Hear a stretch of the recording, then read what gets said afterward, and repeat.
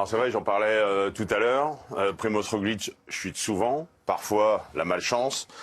Et je vais vous montrer que hier, alors je dis pas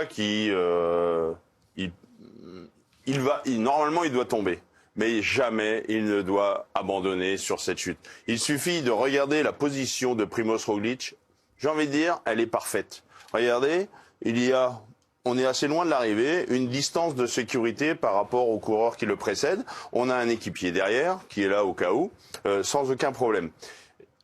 Mais par contre, regardez, là, on a la chute qui est ici. D'après vous, un coureur qui traverse la route, au milieu du peloton, combien de coureurs vont se retrouver au sol?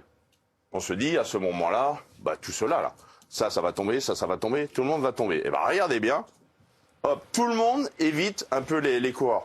Et là, on a les 3 Uno X. Eux, aucune échappatoire. On se dit, c'est terminé. Regardez les Uno X. Hop, on évite bien. Après, il y a un coureur. Là, on évite bien. Et puis, on voit notre Primoz Roglic qui tombe. Alors maintenant, on va se focaliser sur Primoz Roglic. Je comprends toujours pas le réflexe de Primoz Roglic. Tout le monde va freiner. Lui, il va pas freiner. Il a les mains en haut.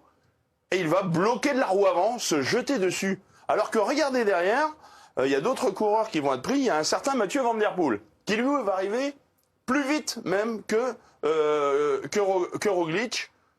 Regardez, il arrive là, hop, et lui il fait quoi? Il va se jeter dans les petits fourrés là. Évidemment, moins de risque de se blesser.